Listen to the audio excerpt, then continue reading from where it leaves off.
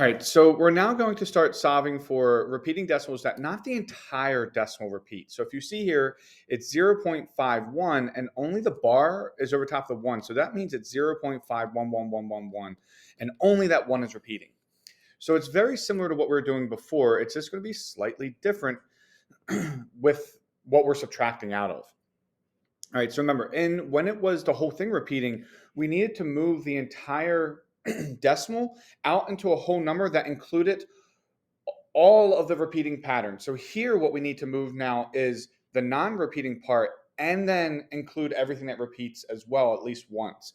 So when I look here, I say, okay, I have the 5 is in my 10th, and then the repeating patterns in my 100th, and then it repeats right after that. So that means that I need to move or multiply 100 to get the entire non-repeating and repeating part out of my decimal. So when I multiply this by 100, I now have 51.1 repeating. All right, so now I'm gonna do this a little bit different to see if maybe this makes a little bit more sense for you. So instead of talking about this as representing one fraction, we're just going to denote it as x. I'm going to say x is equal to 0.51 repeating. So when I multiply it by 100, I now have 100x is equal to 51.1 repeating. So this might make it a little bit easier for us to realize, okay, this is this one of them, and now we have 100 of them. All right, and before we would subtract after this, we just subtract it down. But we can't do that now because they don't match up.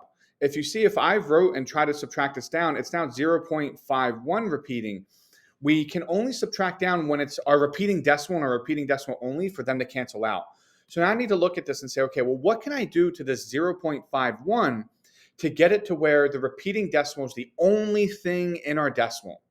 And now we say, okay, well, now we need to look and say, well, where is our non-repeating part at? And that's our 10th. So then we will take this 0.51 repeating, and now I'm going to multiply it by 10. And by multiplying it by 10, I move the non-repeating part out of my decimal. So then in both of these cases, I see I have only the repeating decimal there. So when I go to try and subtract this, it will cancel out all of those repeating decimals.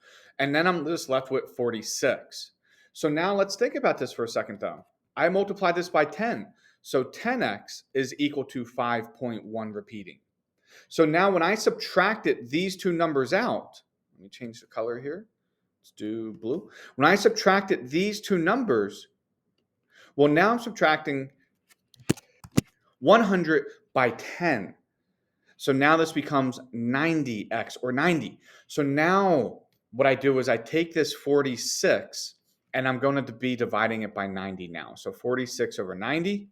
And then we look to simplify. Both of these are even, so I know that they're both divisible by 2. So then it's equal to 23 over 45, and that will give me my final answer.